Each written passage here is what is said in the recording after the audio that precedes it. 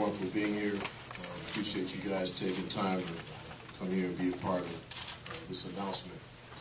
I think all of you have the release and our self-report, and everything's been distributed to emails. I believe that you guys have everything that we're here to talk about, so thank you for coming.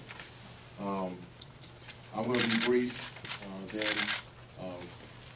Jim Tressel is going to have a few comments to make, and we'll end up with President Gee making some comments, and then we'll take some Q&A for a short period of time. This case we're going to talk about today, I want to be clear, it is separate from the case that involves our student athletes. There's no intertwining of the case. It's totally separate. The appeal process is ongoing. As we shared with you in December 23rd, or whenever that was, we sent out the release. We're not going to talk about the appeal until it's done. And I know many of you want to ask questions about that, and I want you to understand up front, we're not going to answer questions about the appeal. When it's done, we'll talk about the appeal process. This case is relative to Coach Tressel and the institution, and we'll talk about that today and not the appeal. First and foremost, I want to thank the NCAA for working with us collaboratively as we went through this process to gather information.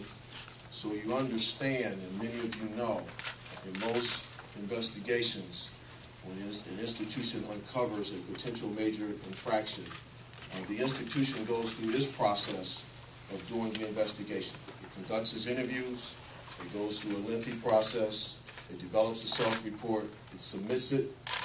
The NCAA typically comes on campus and really just redo what you've already done. They begin the process of investigating themselves. We decided early on to work with them, to ask them to be a part of the process and work with us from the beginning. When we came back from the bowl game, we discovered through gathering information on another matter that there were some emails that Coach Tressel had received that revealed that he had some prior knowledge regarding the matter with our student athletes. In mid-January, we sat down with Coach Tressel, asked him about the emails. He shared with us why he did not disclose those, and he'll talk about that today. And from there, we began the process of conducting the investigation further. We contacted a group called the Compliance Group as consultants to come in and share with us their expertise because they dealt with cases that are similar to this one, and we wanted to make sure we had at our disposal people who had been through this type of case before. So we retained them on January 21st, and President Gee was out of the country, so we didn't go too far until he was able to come back. He returned, and we met with him immediately on his return and shared with him what we had and developed our strategy from there. We informed Commissioner Jim Delaney, and the very next day we notified the NCAA of our matter. And we asked them to come in and join in the investigation from the beginning. And again, I want to thank them because they came. We asked them on February 3rd to come and join us in the investigation that will start on February 8th. And they sent 2 investigators to our campus, and we began the process of interviewing people. And as stated in the self-report, we interviewed various people, gathered a lot of information, and went through the process of making sure that we communicated with the NCAA on additional information that we found, and just spent basically a month working with them on this case. So again, I want to thank them. We asked them to work with us and help speed this process along, as we did with the other case. It's a different model than what you historically see in these type of investigations.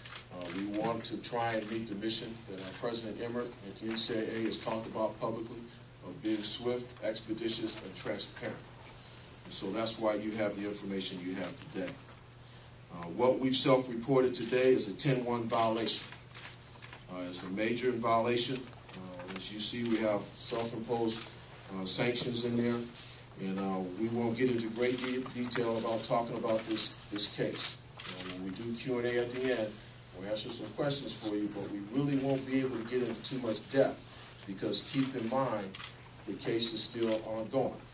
So once it's done, we'll share with you the outcome, but at this point in time, we can't get into too much detail. This has been a total team effort to get to this point. I can't thank enough the people from Bricker and all across campus who take time out of their daily tasks and duties and responsibilities to come and work with us to make sure that we get this case to conclusion. You probably would ask why today we would release this and do this press conference. There's no question we had a leak, and we wanted to be as responsive as we could. As all of you know, I'm on the NCAA Men's Basketball Committee. My goal all along in this case was to try and get it done prior to my departure. I was not able to get all the T's crossed and the I's dotted, so we had hoped by the end of the week to have this self-report done. When the leak occurred last night in New York, and I was on my way returning, we met and I asked staff to speed up the process of completing the self-report. They did that, and we were able to get it done today, so we submitted it to the NCAA, and we've been in conversation with them all day today. So again, I want to thank them, and I want to thank staff. I'm going to ask Coach Tressel to come up here, but before he comes up, I want to make sure everyone understands wherever we end up, at the end of the day, Jim Tressel is our football coach. All the speculation about him being terminated is pure speculation, and this case, in my view, does not warrant it. When you think of the body of work that this gentleman's put into this program, into this profession, you think about who he is, there's no question in my mind that his decision was from the heart. So we're pleased that we're getting to a point where we'll have an end to this case. But we're obviously disappointed that we're here. But I will tell you, Jim Tressel is a coach of young men, and we support him 100%. I've worked with a lot of coaches. There's no intent in what he did. So he is our coach, and we trust him implicitly. So at this time, I'm going to have Coach Tressel come up and talk a little bit about his judgment call in the process. Jim?